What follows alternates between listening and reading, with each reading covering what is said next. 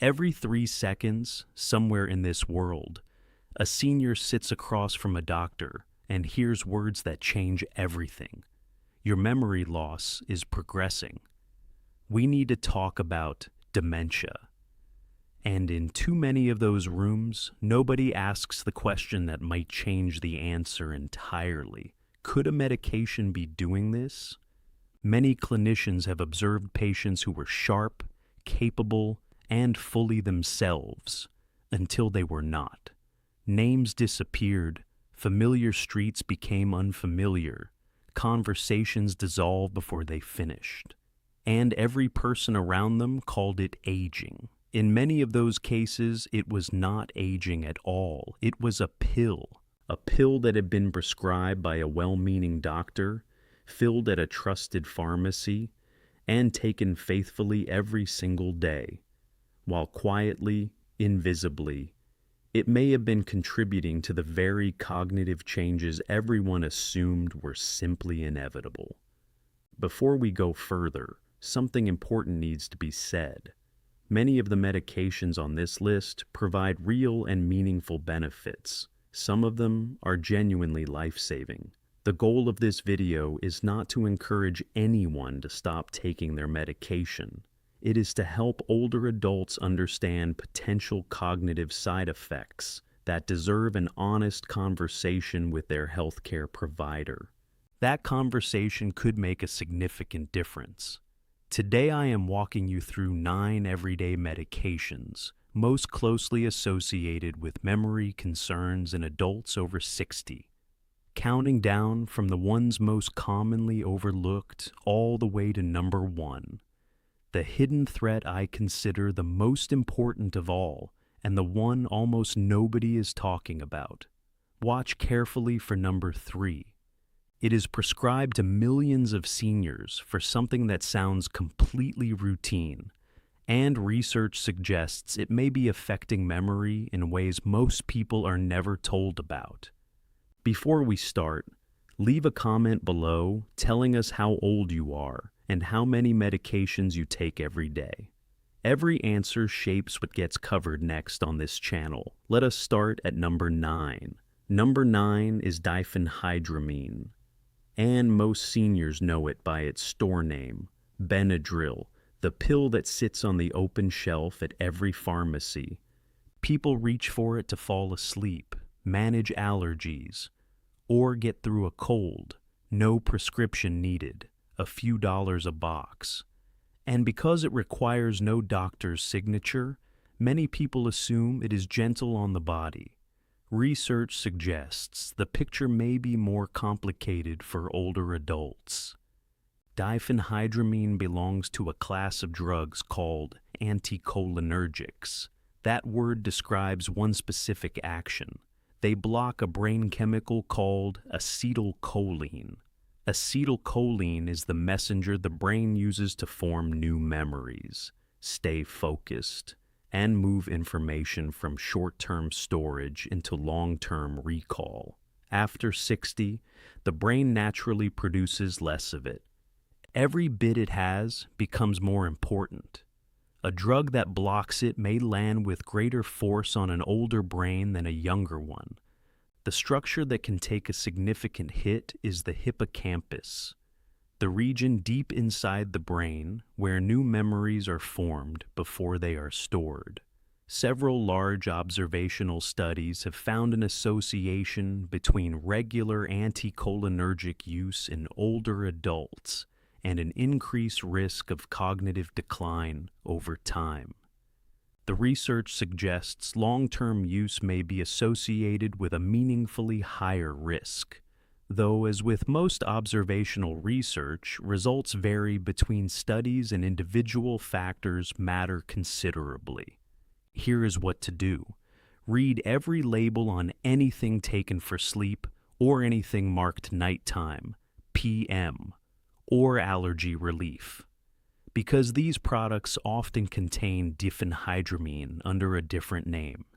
If it is being used for allergies, newer antihistamines like loratadine, sold as Claritin, do not cross into the brain the same way and are generally considered safer for regular long-term use in older adults.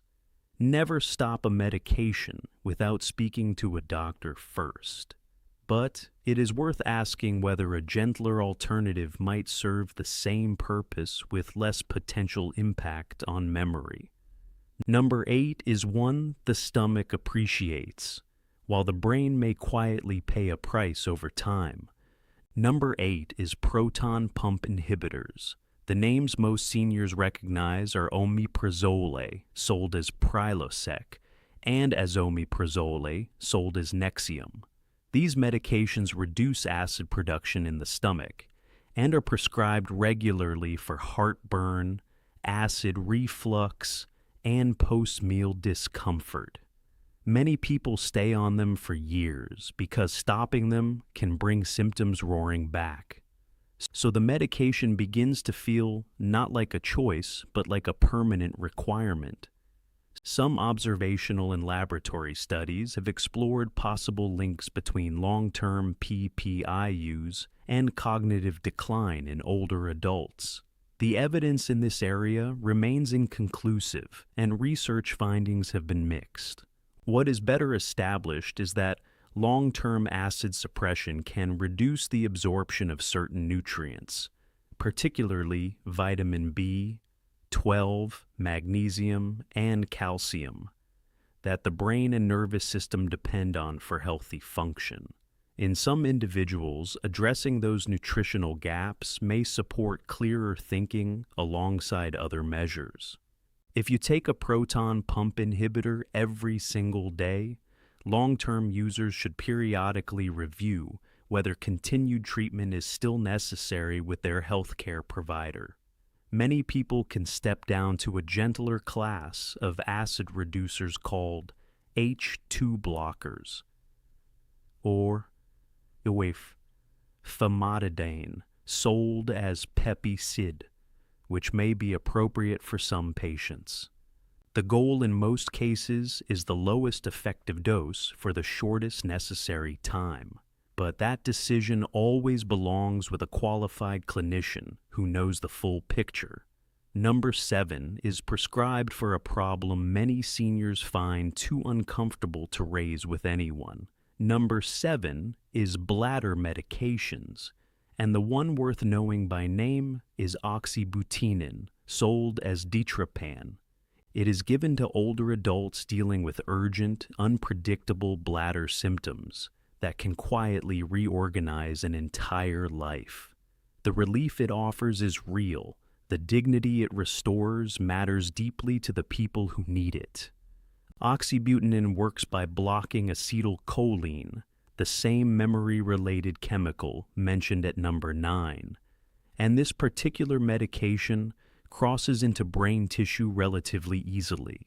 Several large studies have explored the association between strong anticholinergic medications like oxybutynin and cognitive outcomes in older adults. Evidence indicates a possible increase in cognitive risk with long-term use, though individual results vary, and the relationship is not straightforward for every patient. In many cases, people were never told. They were given a medication to manage the bladder, and nobody mentioned that long-term use might be associated with memory concerns in some older adults. This does not mean choosing between the bladder and the brain without options. For some patients, newer medications such as Mirabegron, sold as Mirbatreak, may offer an alternative with less anticholinergic activity. Although Mirabegron has its own risks, including effects on blood pressure, and is not appropriate for everyone.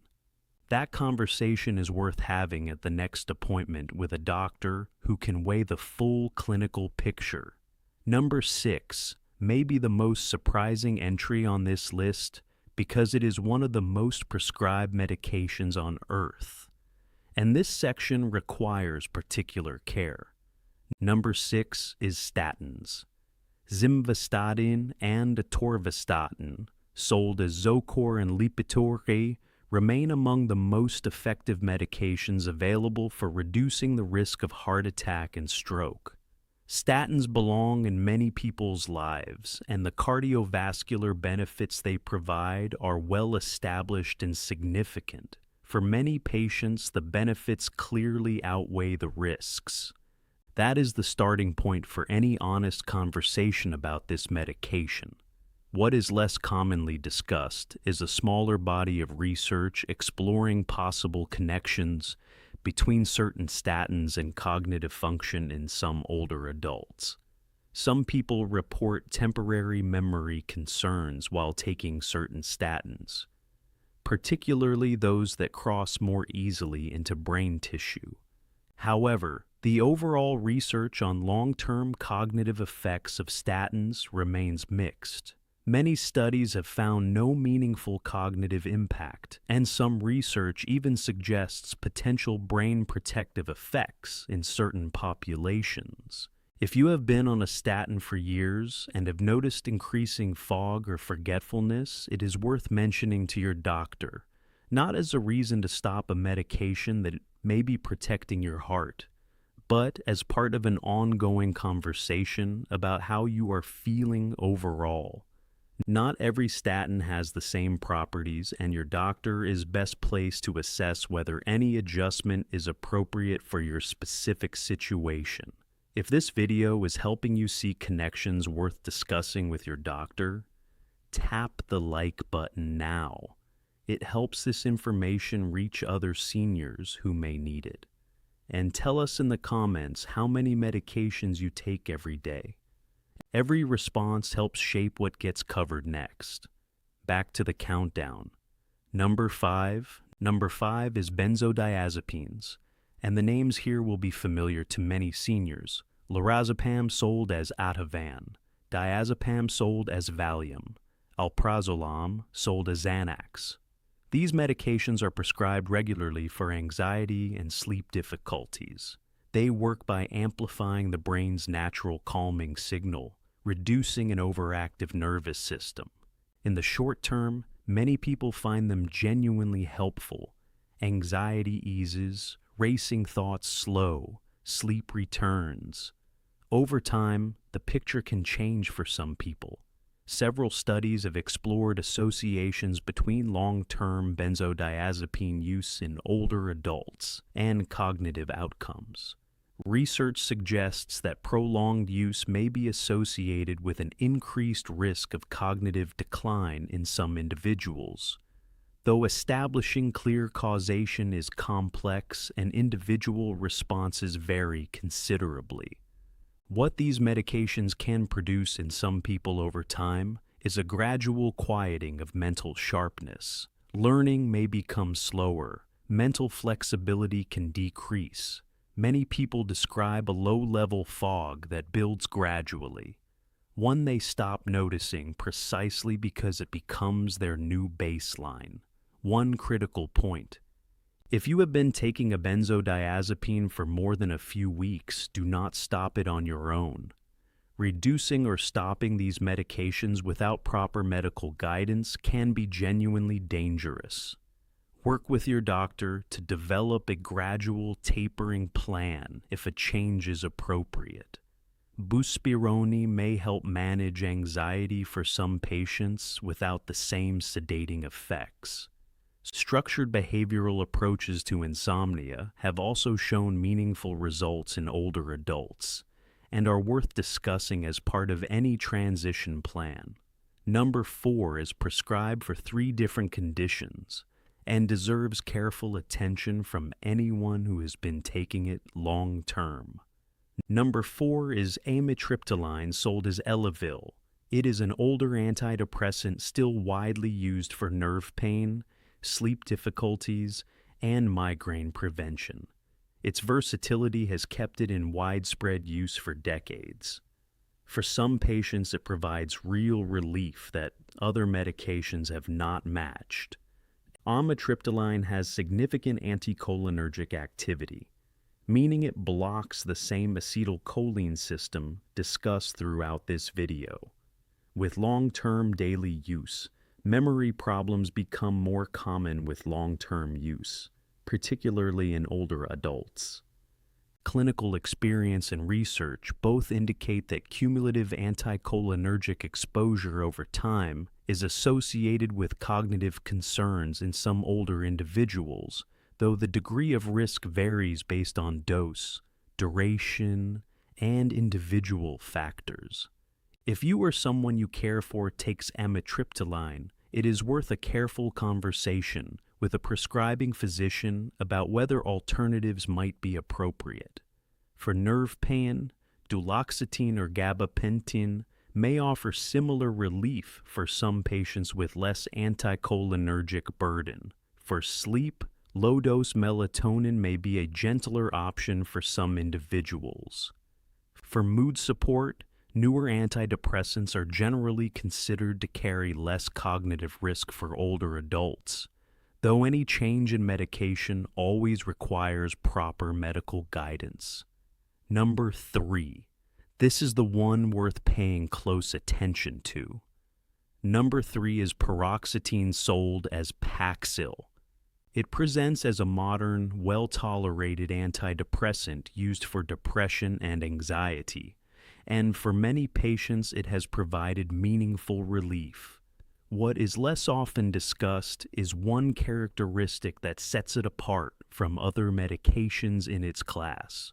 Paroxetine is the one member of its antidepressant family with notable anticholinergic activity.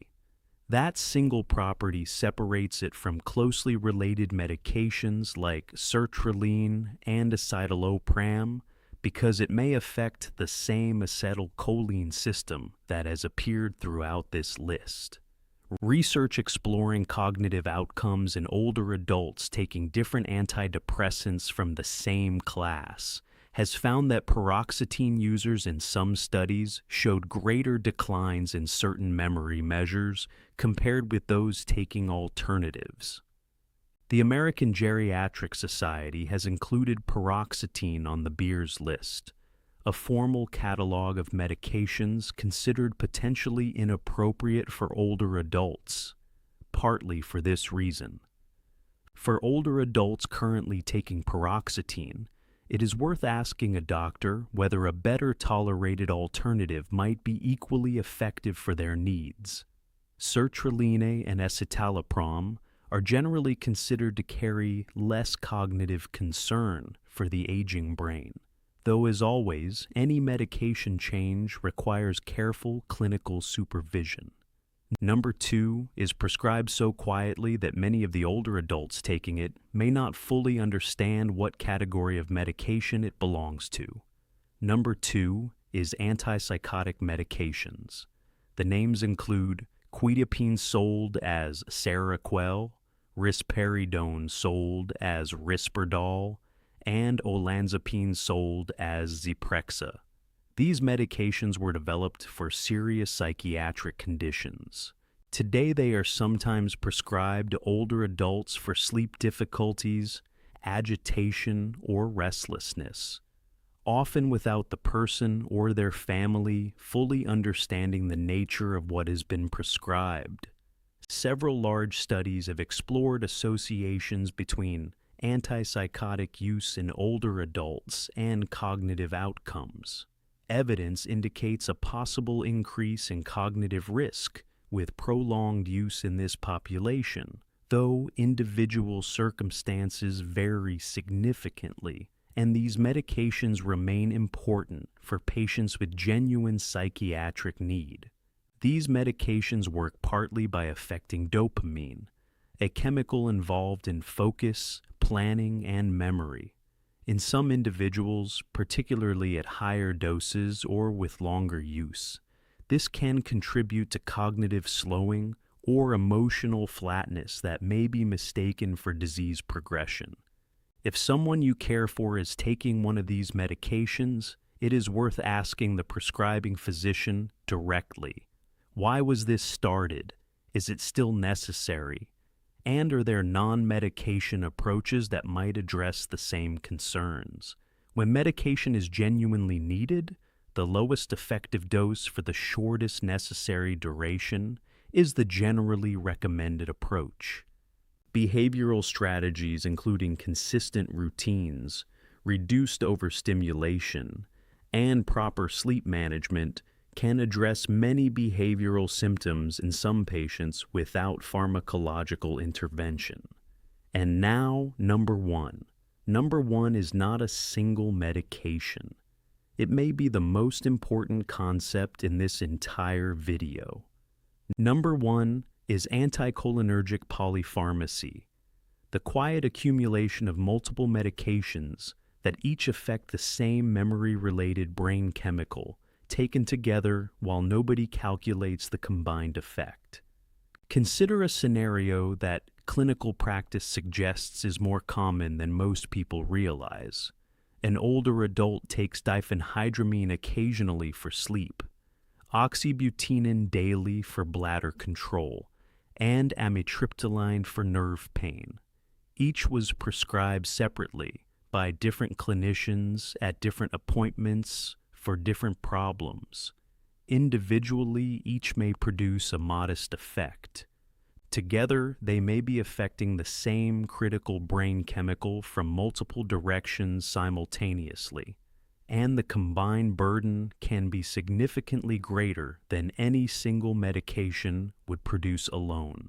Large observational studies tracking older adults over many years have found associations between high total anticholinergic burden and meaningfully increased risk of cognitive decline over time.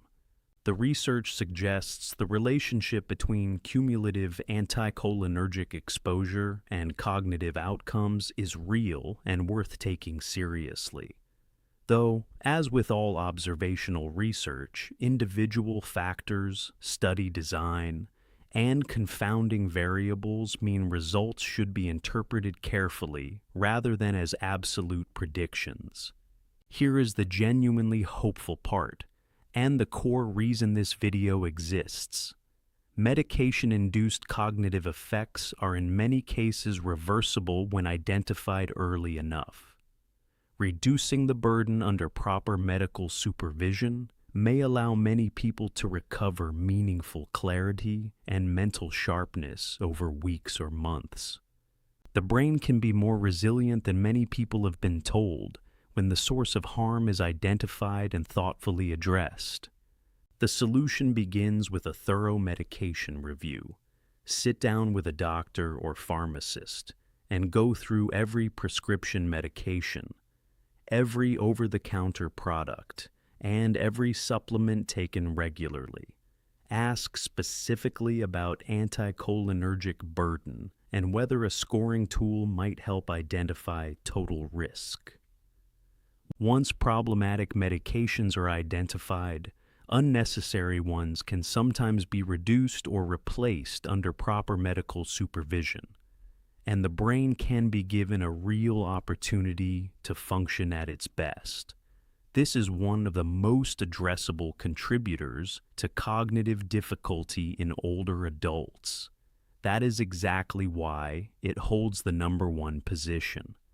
Now, which of these 9 medications are currently in your home? Have you noticed increasing brain fog, word-finding difficulty, or memory changes after starting something new? Leave it in the comments. Tell us you will bring this list to your next appointment. Your comment may be the thing that helps the next person who reads it find an answer they have been searching for. And before you go, there is one more place the body quietly reveals what is happening inside. Your medicine cabinet holds 9 answers. Your hands may hold several more. Fingernails can show signs connected to kidney function, circulation, and the nervous system years before other symptoms appear. And many people never learn what to look for. That is what the next video covers. The signs worth checking tonight. Stay sharp, and we will see you there. This video is for educational and informational purposes only, and does not constitute medical advice. The information presented reflects general research findings, and is not intended to apply to every individual situation. Always consult a qualified healthcare provider before making any changes to your health routine or treatment plan. Never stop, reduce, or replace any prescription medication without first consulting the healthcare professional who prescribed it. Individual results and experiences vary significantly,